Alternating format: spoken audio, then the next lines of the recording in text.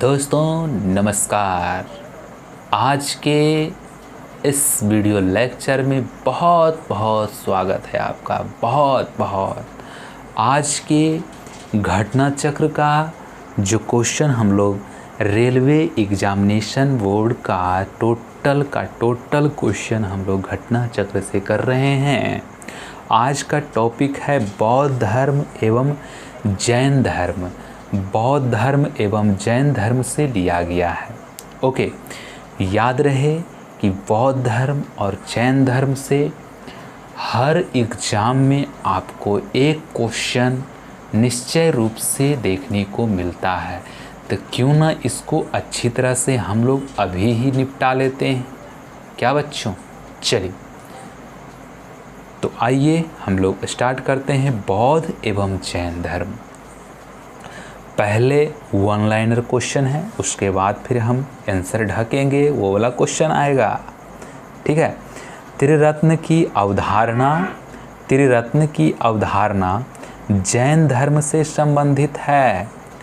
पंचतंत्र दंत कथाएं किसके द्वारा रचित मानी जाती है? विष्णु शर्मा के। दोस्तों, इतना हम लोग पढ़ रहे हैं थ्योरी, उसके बाद वन लाइनर क्वेश्चन, उसके बाद आपसे क्वेश्चन नहीं बन रहा है, मतलब समझिए आप मेहनत नहीं कर रहे हैं, ध्यानपूर्वक से आप वीडियो नहीं देख रहे हैं। वीडियो देखेंगे 100% बनेगा, इससे बाहर तो है ही नहीं दोस्तों। इसलिए ज़्यादा मेहनत करने का ज़रूरत नहीं है, सिर्फ़ और सिर्फ वीडियो देखें ध्यानपूर्वक से और क्वेश्चन लगाइए, ज़रूर से ज़रूर बनेगा। जैसे कि सबसे पहले देखिए, हम गिनाते हैं हाथ पे। सबसे पहला थ्योरी पढ़ते हैं क्राउन पब्लिकेशन से, ठीक है। उसके बाद फिर ये वन लाइनर क्वेश्चन होता है, फिर आपसे क्वेश्चन पूछते हैं, मतलब तीसरा राउंड में आपको एक ही बार में 3 राउंड हो रहा है और इसको 2 बार आप कीजिएगा, मतलब 6 राउंड हो जाएगा। समझ रहे हैं कितना हो जाएगा? तो आप ज़रूर से ज़रूर इतना करें, तभी आप एग्ज़ाम में क्वेश्चन बनाने के लायक हो पाएंगे। ओके, चलिए अगला क्वेश्चन है, भारत का सबसे बड़ा तथा दुनिया का दूसरा सबसे बड़ा मठ तवांग मठ कहाँ स्थित है? तो है अरुणाचल प्रदेश में। अरुणाचल प्रदेश की राजधानी कहाँ है? तो ईटानगर। जहाँ यह मानते हैं कि भगवान बुद्ध ने अपना पहला उपदेश दिया था, उस स्मारक का नाम बताएं और जिसे seat of the Holi Buddha भी कहा जाता है। Seat of the Holi Buddha किसको कहा जाता है? धमेक स्तूप सारनाथ को। ओके, तो आइए हम लोग अगले क्वेश्चन की तरफ चलते हैं। क्वेश्चन का आंसर तो हम छुपाएंगे तब ना आपको दिखाएंगे। कब हर बार तो आप नहीं श्रेष्ठ होंगे, एक बार तो हमको भी होने दीजिए। चलिए, गौतम बुद्ध का जन्म हुआ था, कहाँ हुआ था? लुम्बिनी में। लुम्बिनी किसका धार्मिक स्थल है?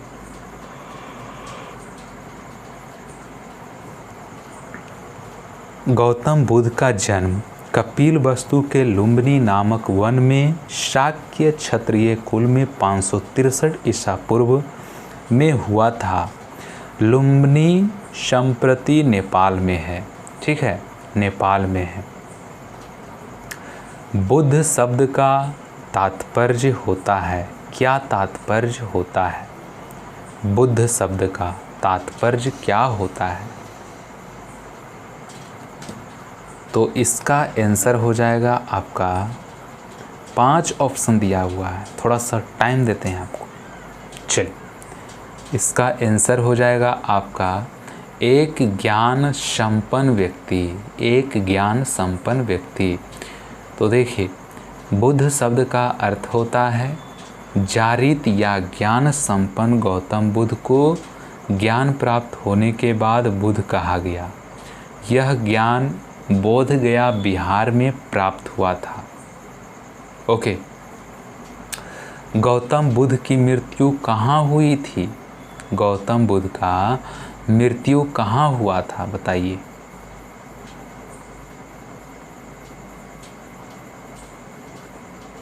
तो गौतम बुद्ध का मृत्यु हुआ था कुशीनगर में। और इसमें एक क्वेश्चन दिया गया है कि किसके गणतंत्र में बुद्ध ने महापरिनिर्वाण प्राप्त किया। अब देखिए, महापरिनिर्वाण को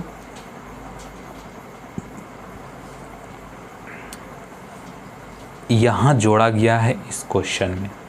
तो हम लोगों ने यहाँ पर देख लेते हैं, गौतम बुद्ध की मृत्यु 483 ईसा पूर्व में मल्ल गणराज्य कुशीनगर उत्तर प्रदेश में हुई थी। बौद्ध धर्म में इसे महापरिनिर्वाण कहा गया है। जैसे महापरिनिर्वाण है तो उसका मतलब होता है मृत्यु हो जाना। ओके,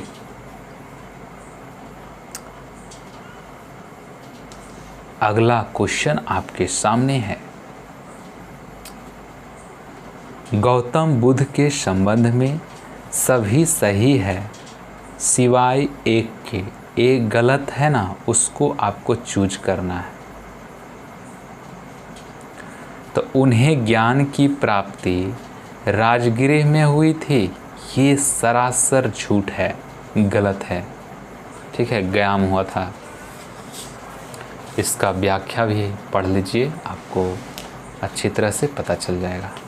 ओके, चलिए, व्याख्या में दिया हुआ है, गौतम बुद्ध का जन्म लुम्बिनी में हुआ था। गृह त्यागने के बाद बोधगया में उन्हें ज्ञान प्राप्त हुआ था तथा उनकी मृत्यु कुशीनगर में हुई थी। कुशीनगर में हुई थी। अंतिम विकल्प सही नहीं है, अन्य सभी कथन सही है। ठीक है, क्वेश्चन में अगला क्वेश्चन है, गौतम बुद्ध को कौन सी जगह ब्रह्म ज्ञान प्राप्त हुआ? ब्रह्म ज्ञान प्राप्त हुआ गौतम बुद्ध को। तो आंसर हो जाएगा इसका बोध गया। और व्याख्या क्या है आपका? व्याख्या है 29 वर्ष की अवस्था में बुद्ध ने गृह त्यागा। ओके, बुद्ध ने गृह त्यागे। इसे बौद्ध धर्म ग्रंथों में महाभिनिष्क्रमण कहा जाता है। अब मरने वाला को महापरिनिर्वाण कहा जाता है और इसको जो घर त्याग देते हैं निष्क्रमण कहा गया है। इसके पश्चात उन्होंने बोध गया बिहार में निरंजना नदी, आधुनिक में फल्गु उसको बोला जाता है। निरंजना नदी जो था अभी उसको फल्गु बोला जाता है। निरंजना नदी के तट पर बोधि वृक्ष मीन्स पीपल के नीचे समाधि लगाई। 8वें दिन वैशाख मास की पूर्णिमा के दिन ज्ञान प्राप्ति हुआ। संबोधि के बाद हुए गौतम बुद्ध तथागत और शाक्य मुनि के नाम से प्रसिद्ध हुए।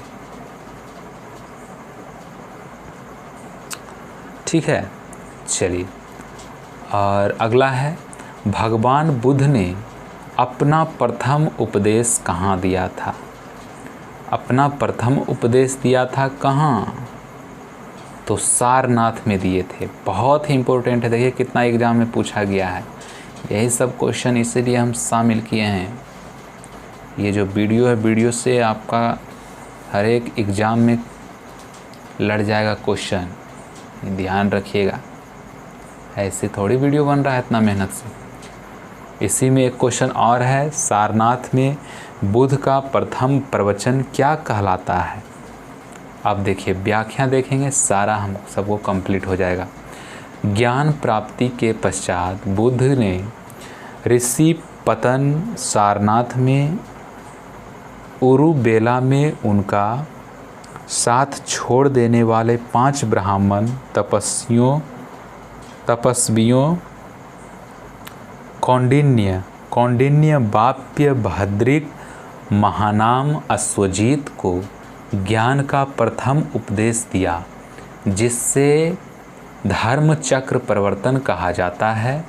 बौद्ध संघ में प्रवेश सर्वप्रथम यहीं से प्रारंभ हुआ, किंतु B.N. लुनिया के अनुसार बुद्ध ने अपना प्रथम उपदेश उरुबेला बोधगया में तपसू एवं मलिक नामक बंजारों को दिया था। ओके, सही बात आप जान रहे हैं ना। तो दोस्तों, आपको मोटिवेशन का ज़रूरत है तो मेरा दूसरा चैनल पे जाकर आप वीडियो देख सकते हैं। ऐसे क्वेश्चन ऐसे तरीके से वहाँ पे हैंडल किया जाता है कि आप देखते ही रह जाइएगा। संडे का शो चलता है, डेली का शो चलता है, आप जाकर ज़रूर से ज़रूर वहाँ पे देखें। लिंक आपको डिस्क्रिप्शन में दे दिया जाएगा। ओके, चलिए। जातक पवित्र ग्रंथ है किसका? तो बौद्धों का जातक पवित्र ग्रंथ है। पवित्र ग्रंथ क्या है? तो जातक किसका है? बौद्ध ग्रंथ का। याद रखिएगा,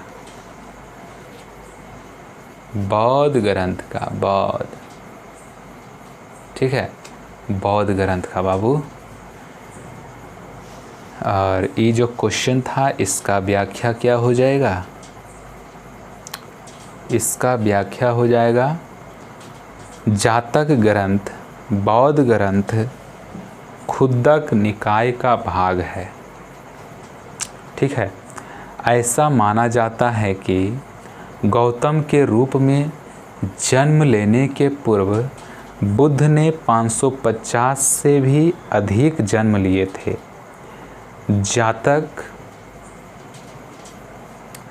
जातक ग्रंथों में बुद्ध के इन्हीं पूर्व जन्मों की कथाएं वर्णित है। ओके, कथाएं वर्णित है। अगला क्वेश्चन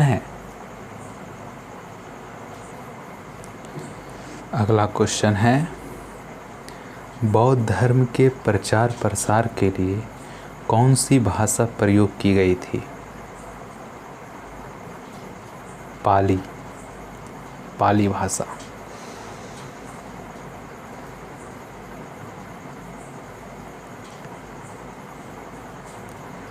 बुद्ध ने अपने उपदेश तथा धर्म के प्रचार प्रसार के लिए पाली भाषा का प्रयोग किया।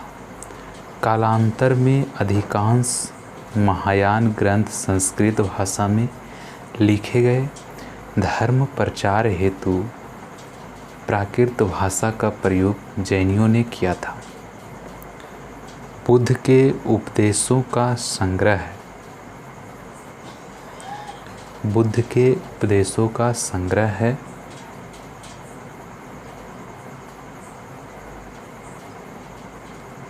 सूत पिटक में उपदेश है। बुद्ध के उपदेश सूत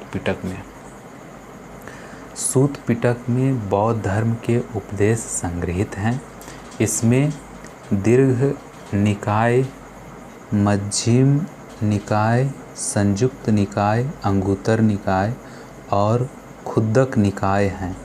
विनय पिटक में भिक्षु और भिक्षुनियों के संघ एवं दैनिक जीवन संबंधी आचार विचार नियम संग्रहित है, जबकि अभिधम्म पिटक में बौद्ध दार्शनिक सिद्धांतों का वर्णन है।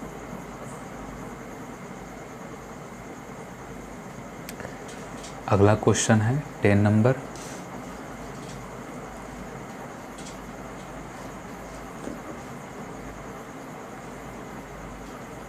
में है बौद्ध शिक्षा का वर्णन निम्नलिखित में से किसमें है? तो बौद्ध शिक्षा का वर्णन निम्नलिखित में से त्रिपिटक में है। बौद्ध शिक्षा का वर्णन त्रिपिटक में मिलता है। त्रिपिटक बौद्ध शिक्षा का मूल ग्रंथ है। यह पाली भाषा में रचित है। इसको 3 भागों में बांटा गया है: सूत पिटक, विनय पिटक, अभिधम पिटक। इनको बुद्ध के महापरिनिर्वाण के बाद संकलित किया गया था। सूत पिटक, विनय पिटक, अभिधम पिटक को वो मर गए थे उसके बाद। निम्नलिखित में से बुद्ध का समकालीन कौन था? समकालीन तो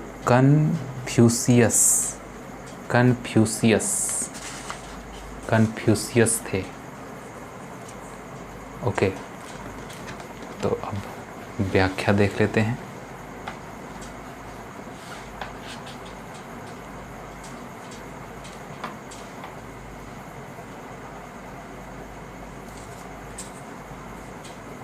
व्याख्या है आपका: जिस प्रकार गौतम बुद्ध ने भारत में बौद्ध धर्म का प्रवर्तन किया, उसी प्रकार 500 ईसा पूर्व में चीन में विद्यमान कन्फ्यूशियस के सिद्धांतों पर कन्फ्यूशियस धर्म बना।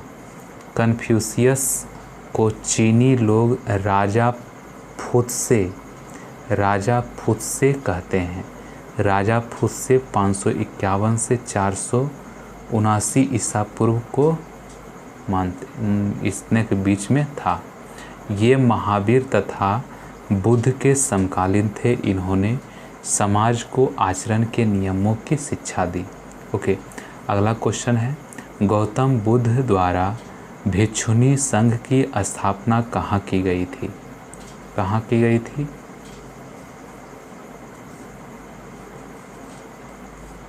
तो आंसर हो जाएगा आपका वैशाली में। वैशाली। गौतम बुद्ध द्वारा वैशाली में आम्रवाटिका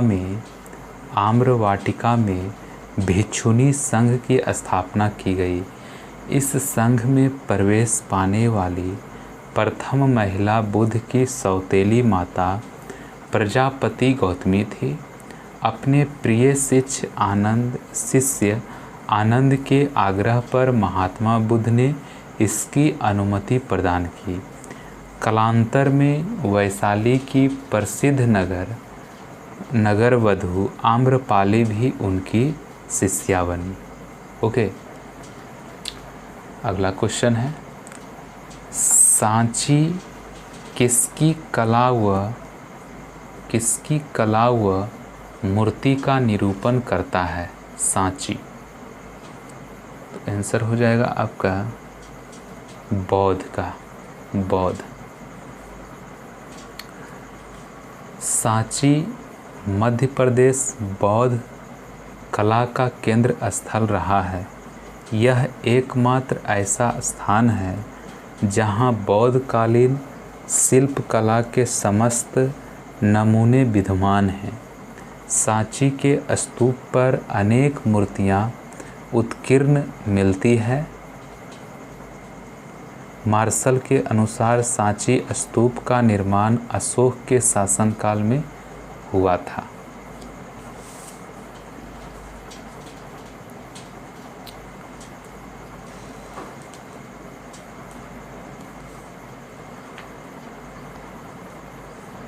अगला क्वेश्चन है, बौद्ध स्मारक स्तूप कहाँ बनाए जाते हैं? बौद्ध स्मारक स्तूप कहाँ बनाए जाते थे? तो इतना में से आपको चूज करना है। तो इसका आंसर हो जाएगा उपरोक्त सभी, मीन्स बुद्ध के अवशेषों पर, बुद्ध के जीवन से संबंधित स्थान पर, संघ के प्रमुख सदस्यों के अवशेषों पर, बौद्ध मठों द्वारा अर्चना के स्थानों पर। बौद्ध स्मारक स्तूप कहाँ बनाए जाते थे? ठीक है, चलिए इसका व्याख्या भी थोड़ा जान लेते हैं। इसका व्याख्या है, बौद्ध स्तूप बुद्ध के अवशेषों पर, बुद्ध के जीवन से संबंधित स्थानों पर, संघ के प्रमुख सदस्यों के अवशेषों पर तथा बौद्ध मठों द्वारा अर्चना के स्थानों पर बनाए जाते थे। ओके, चलिए अगला क्वेश्चन है, बुद्ध के उपदेशों का मुख्य संबंध था, किससे था? तो विचारों और चरित्र की शुद्धता पर। ओके, तो इसका थोड़ा सा व्याख्या देख लेते हैं। बुद्ध के उपदेशों की मुख्य संबंध विचारों और चरित्र की शुद्धता से था। बुद्ध जटिल दार्शनिक समस्याओं में कभी नहीं उलझे तथा एक नैतिक दार्शनिक के रूप में उन्होंने मनुष्य के नैतिक तथा सामाजिक गुणों के विकास पर ही बल दिया। ओके, कपिल वस्तु संबंधित है। कपिल वस्तु भगवान बुद्ध से, भगवान बुद्ध से है।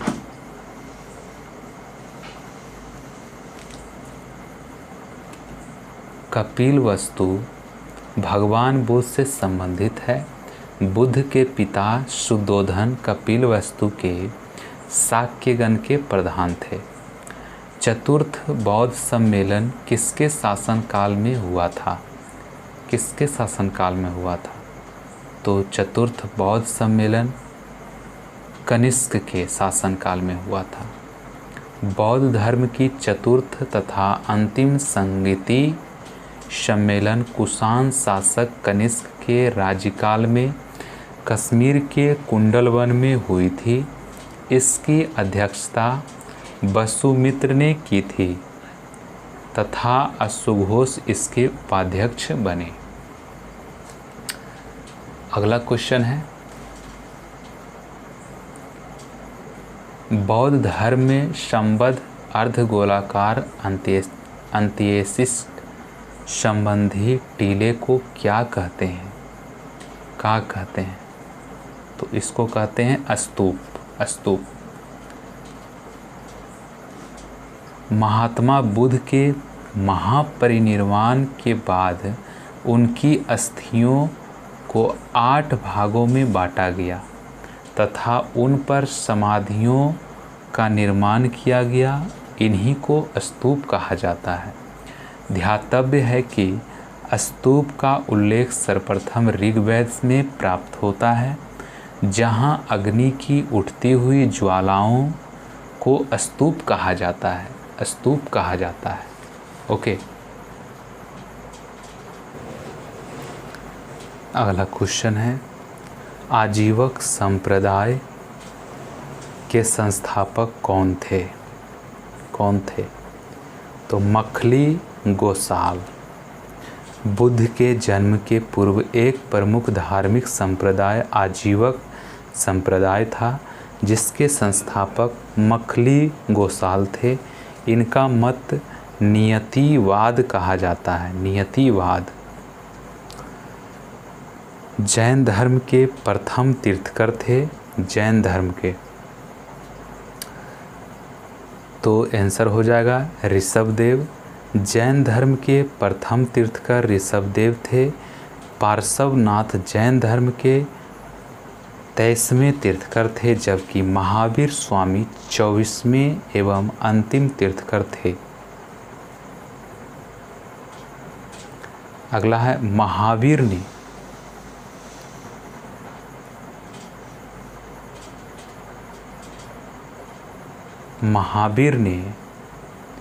में निर्वाण प्राप्त की।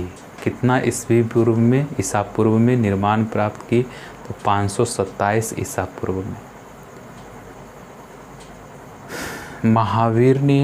महावीर के जन्म एवं मृत्यु से संबंधित तिथियों में विवाद है। एक तिथि के अनुसार महावीर का जन्म 599 ईसा पूर्व में, एवं मृत्यु 527 ईसा पूर्व में, जबकि दूसरी तिथि के अनुसार 540 ईसा पूर्व में एवं 468 ईसा पूर्व में मानी जाती है। इन दोनों तिथियों में प्रथम तिथि अधिक मान्य है, प्रथम तिथि अधिक मान्य है। तो 599 और 527, 599 और 527। निम्नलिखित में से कौन जैन धर्म के असली संस्थापक माने जाते हैं? तो असली संस्थापक जैन धर्म के कौन माने जाते हैं? तो वर्धमान महावीर, वर्धमान महावीर। ओके, महावीर किस राजघराने में पैदा हुए? और ये क्वेश्चन आप देखिए कितने बार पूछा गया है, जो देखिए बहुत बार है। तो इसका व्याख्या वर्धमान महावीर जैनियों के 24वें तीर्थकर एवं जैन धर्म के वास्तविक संस्थापक माने जाते हैं, वर्धमान महावीर। उन्होंने पार्श्वनाथ के 4 जैन सिद्धांतों सत्य, अस्तेय, अहिंसा, अपरिग्रह में अपना 5वां सिद्धांत ब्रह्मचर्य जोड़ा। इनका जन्म कुंडलग्राम में ज्ञात्रिक क्षत्रिय कुल में हुआ था। देखिए, तो इसका आंसर क्या हो जाएगा? महावीर किस राजघराने में पैदा हुए थे? तो इनका जन्म कुंडलग्राम में ज्ञात्रिक क्षत्रिय कुल में हुआ था। ओके, अगला क्वेश्चन है,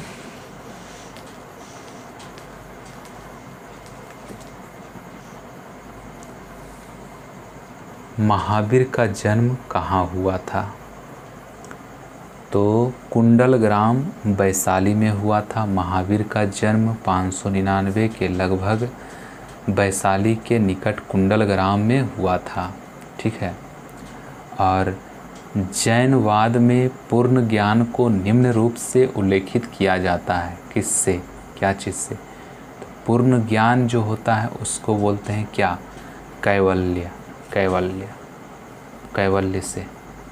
ओके, कैवल्य बोलते हैं, कैवल्य। जैनवाद में पूर्ण ज्ञान को कैवल्य की संज्ञा दी गई है। महावीर के विषय में कहा गया है कि 12 वर्षों की कठोर तपस्या व साधना के पश्चात जिब्रिक ग्राम के समीप ऋजुपालिका नदी के तट पर 1 साल वृक्ष के नीचे कठोर तप के उपरांत उन्हें कैवल्य प्राप्त हुआ। कैवल्य प्राप्ति के पश्चात केवलीन जिन अहर्त तथा निर्ग्रंथ कहलाए। निर्ग्रंथ कहलाए।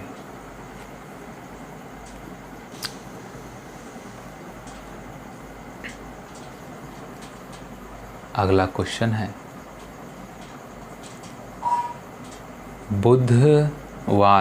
बुद्धवाद और जैनवाद आंदोलन आवश्यक रूप से निम्नलिखित के विरुद्ध थे। निम्नलिखित के विरुद्ध थे। तो किसके विरुद्ध थे? तो आंसर हो जाएगा ब्राह्मणों के रिवाजों तथा औपचारिकताओं के। बुद्धवाद और जैनवाद अनिश्वरवादी धर्म थे। इन्होंने ब्राह्मणों की रीति रिवाजों एवं कर्म कांडों का विरोध किया था।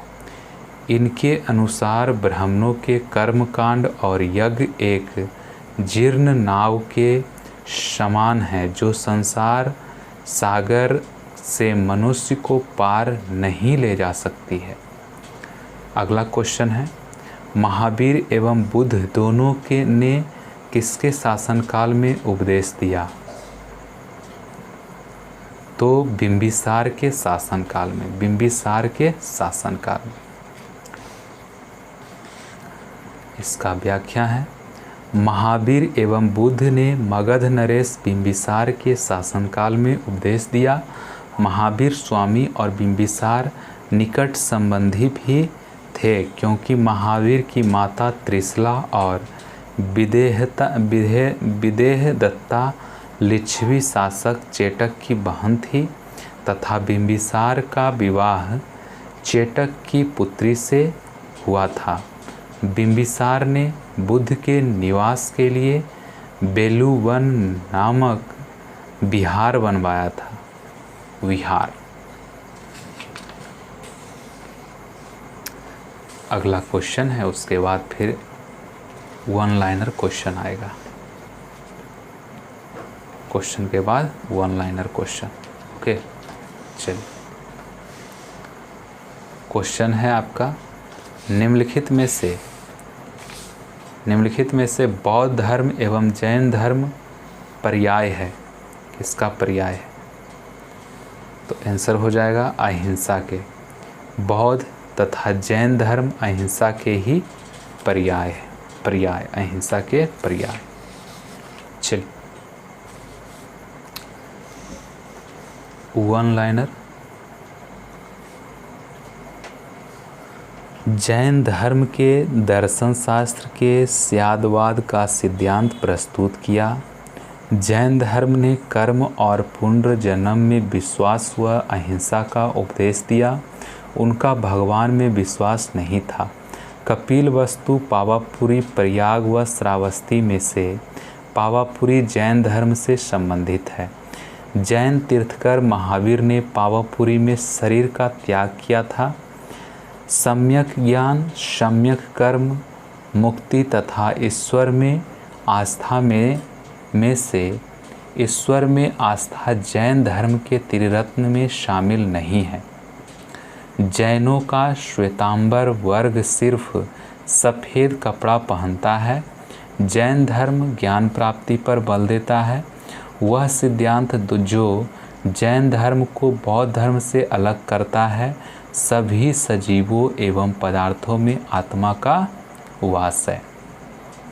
जैन धर्म में परम ज्ञान से तात्पर्य कैवल्य है। पारसनाथ जैनों का एक सुप्रसिद्ध तीर्थ स्थान है। तीर्थ स्थान है पार्श्वनाथ।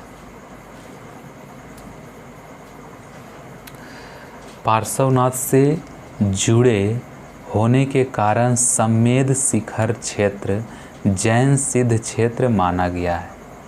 ओके, और अगला है, भारत में जैन धर्म चंद्रगुप्त मौर्य के शासनकाल में फैला था। प्रथम जैन सभा पाटलिपुत्र में हुई थी। बिहार के नालंदा जिले में पावापुरी जैनियों के लिए एक धार्मिक स्थल है। बुद्ध के मरणोपरांत हुए प्रथम बौद्ध सम्मेलन 483 ईसा पूर्व की अध्यक्षता महाकश्यप ने की थी। वह व्यक्ति जो ईश्वर की विद्यमानता में विश्वास नहीं रखता है, नास्तिक कहलाता है। जातक कथाएं, अचरांग सूत्र, दीर्घ निकाय व सुमंगल विलासिनी में से आचारांग सूत्र जैन ग्रंथ है। बाकी सभी बौद्ध धर्म से संबंधित है या संबद्ध है। निर्वाण प्राप्ति के लिए बुद्ध ने अष्टांगिक मार्ग का रास्ता अपनाया। अष्टांगिक मार्ग का। अंगुत्तर निकाय का महावस्तु बौद्ध साहित्य के उदाहरण हैं। विश्व का सबसे बड़ा बौद्ध मंदिर इंडोनेशिया के जावा में स्थित है। और अगला है स्थित बोरोबुदुर मंदिर है। बोरोबुदुर मंदिर है। अगला जो पॉइंट है, कला, साहित्य, वास्तुकला, संगीत व धार्मिक क्रियाकलापों में बौद्ध धर्म का सर्वाधिक योगदान धार्मिक क्रियाकलापों में है। लिंगायत आंदोलन को आरंभ करने का श्रेय बसवा अथवा बसव को है। बसव को।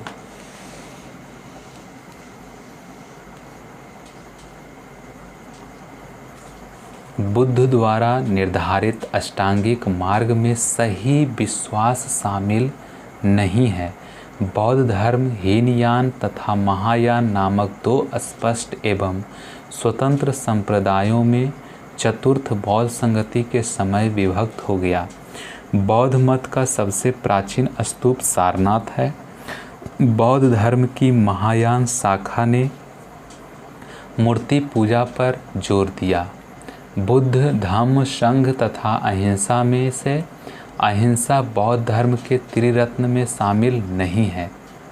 ठीक है, बौद्ध धर्म में सम्यक आचरण से संबंधित है। अजंता गुफाओं का निर्माण गुप्तों के काल में किया गया था। बुद्ध ने अपना उपदेश सामान्यतः पाली भाषा में दिया था। अष्टांगिक मार्ग का प्रतिपादन बुद्ध के द्वारा किया गया था। गौतम बुद्ध के पुत्र का नाम राहुल था। बुद्ध के उपदेश मुख्यतया विचारों और आचरण की शुद्धता से संबंधित थे। गौतम बुद्ध की माता महामाया थी। द्वितीय बौद्ध परिषद वैशाली में हुई थी। नागार्जुन अभिलेख से बौद्ध धर्म के बारे में जानकारियाँ मिलती है। जैन धर्म और बौद्ध धर्म दोनों ने ही मोक्ष के लिए कठोर तप एवं सादगी को अनिवार्य बताया। यह तथ्य दोनों धर्मों पर लागू नहीं होता है। 3 प्रमुख बौद्ध स्थल रत्नागिरी, ललितगिरी एवं उदयगिरी उड़ीसा में स्थित है।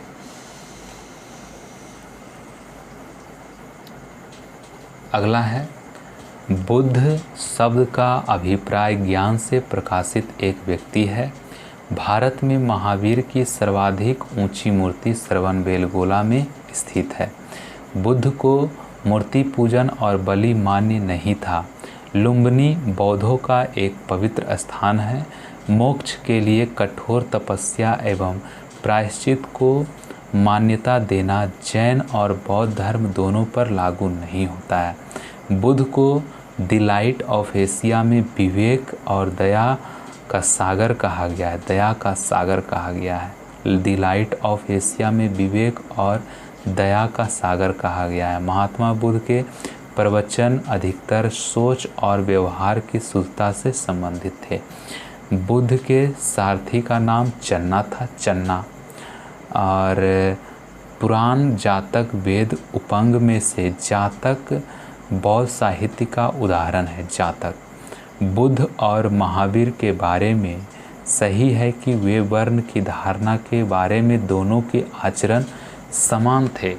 वे दोनों एक ही शताब्दी में जन्मे